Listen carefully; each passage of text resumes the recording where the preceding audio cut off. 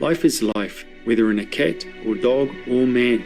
There is no difference there between a cat or a man. The idea of difference is a human conception for man's own advantage.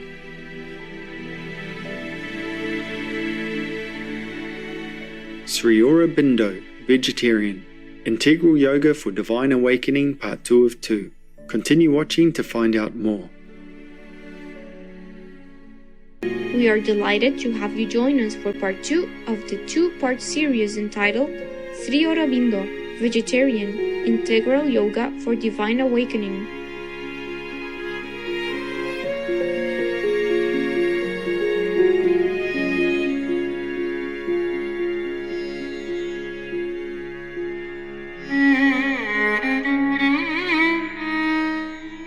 Sri Aurobindo was a 20th century enlightened master, poet, and writer. He founded Integral Yoga, a spiritual system that conceptualizes all life is yoga.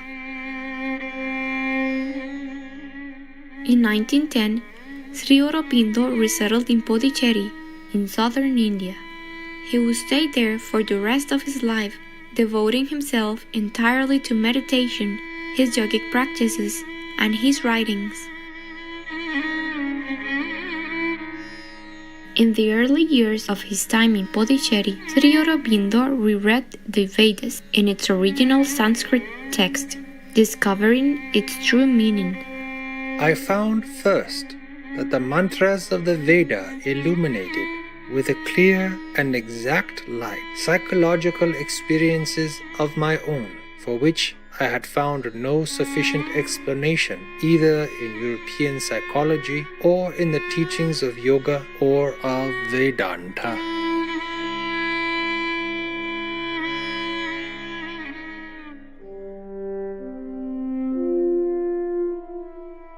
Together with a group of disciples, Sri Aurobindo established an ashram in 1926 that still welcomes visitors today. It was envisioned as a vibrant place for the progression of humanity into a global community where even daily tasks were dedicated to the spiritual pursuit of oneness with the divine.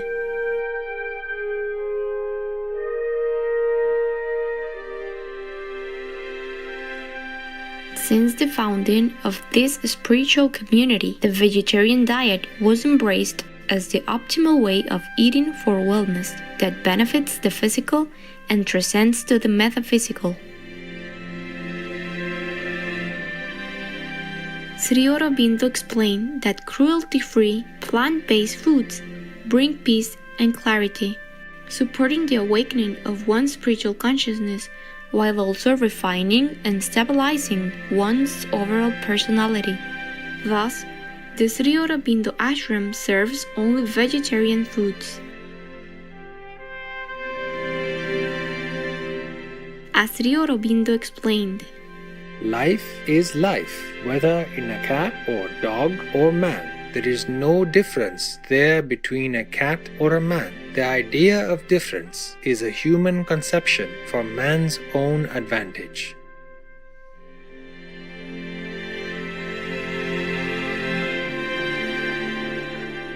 Sri Aurobindo taught that there are higher levels of consciousness above intelligence.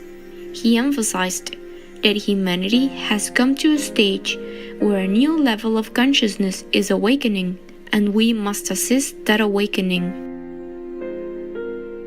This will lead to a new type of humanity which will live in a divine consciousness of oneness. Beyond the human mind, there will be a suprahuman, supramental consciousness. In Sri Aurobindo on himself, the master wrote, "The one aim of my yoga is an inner self-development by which each one who follows it can in time discover the one self in all and evolve a higher consciousness than the mental, a spiritual and supramental consciousness which will transform and divinize human nature."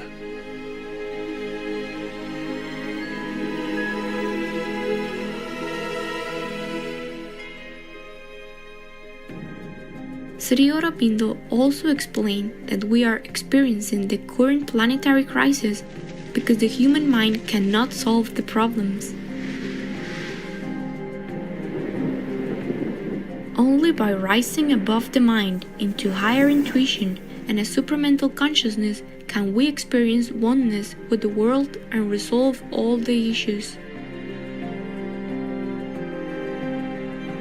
He said, Delight is the secret. Learn of pure delight, and thou shalt learn of God.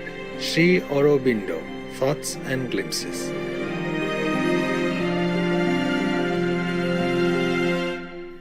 Let's enjoy a moment of delight as we contemplate on the all-merciful God. We'll be right back, here on Supreme Master Television. Welcome back to Sri Aurobindo, Vegetarian Integral Yoga for Divine Awakening, Part 2 of 2.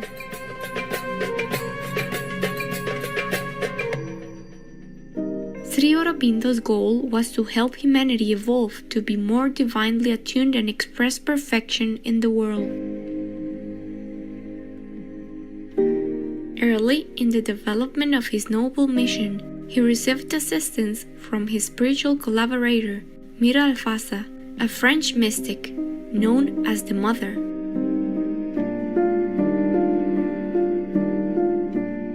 Before physically meeting Sri Aurobindo, the Mother was guided by visions of a master whom she called Krishna. Upon her first encounter with Sri Aurobindo and recognizing him from her inner visions, she wrote in her diary the following morning. Peu importe qu'il y ait des milliers d'êtres plongés dans la plus épaisse ignorance, celui que nous avons vu hier est sur terre. Sa présence suffit à prouver qu'un jour viendra où l'ombre sera transformée en lumière et où effectivement ton règne sera instauré sur la terre.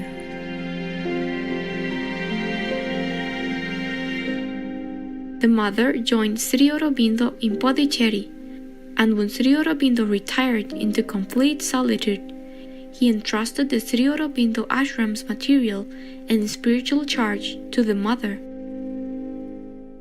She dedicated the rest of her life to his mission and to the development of the Sri Aurobindo ashram.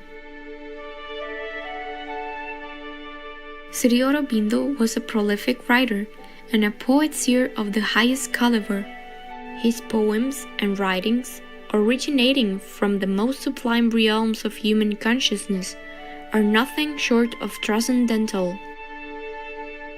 In his lifetime, he authored and produced an incredible amount of translations, poems, drama, and prose, covering a wide variety of subjects.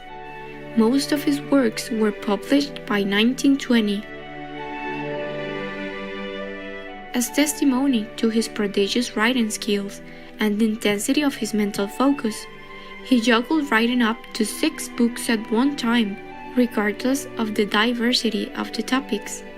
He wrote everything out of a silent mind, an attribute of his yogic accomplishments. Among his major works are The Life Divine, The Synthesis of Yoga, The Secret of the Veda, Essays on the Gita, The Human Cycle, The Ideal of Human Unity, and War and Self-Determination.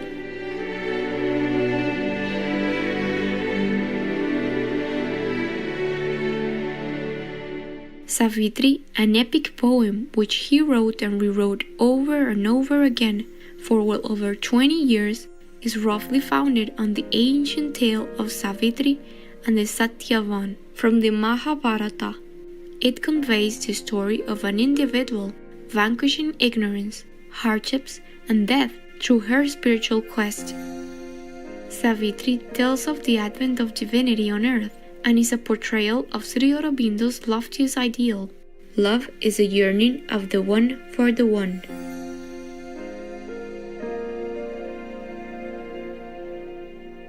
In his book, The Synthesis of Yoga, Sri Aurobindo wrote about the various schools of yogic disciplines and how they are all connected and share a common base. He explains that if we can grasp its core principles, Then we will have a universal spiritual practice which everybody can follow in his or her own way.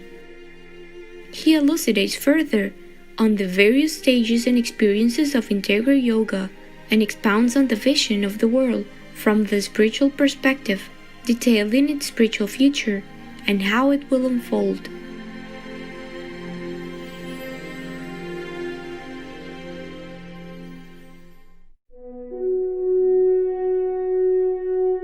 On December 5th, 1950, Sri Aurobindo departed the earthly realm. 4 days after he had left, the body that had housed the Master's consciousness continued to look pristine.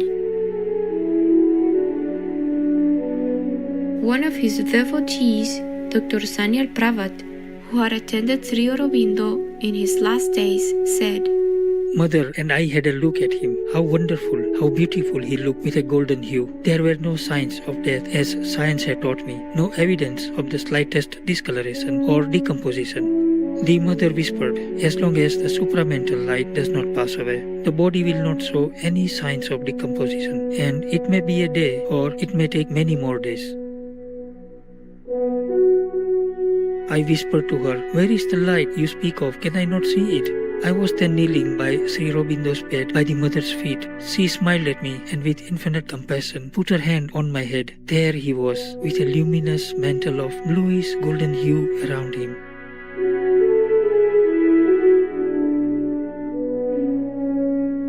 "17 years after Sri Aurobindo's passing, the mother wrote, Sri Aurobindo est venu sur Terre non pas pour apporter un enseignement ou une foi en concurrence avec des foi ou des enseignements antérieurs, mais pour montrer comment surmonter le passé et ouvrir un chemin concret à un avenir imminent et inéluctable.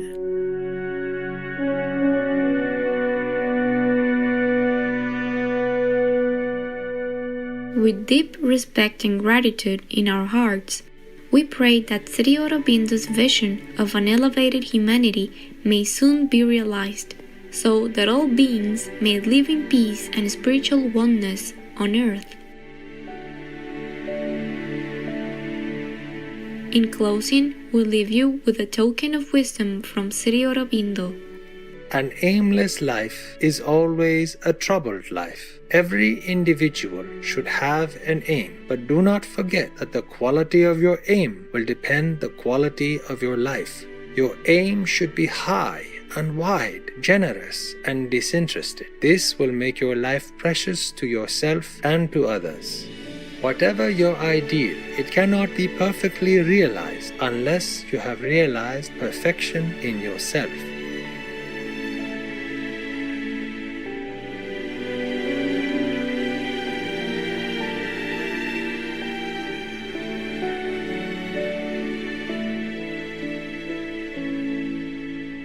For more information on Sri Aurobindo, please visit sriaurobindoashram.org.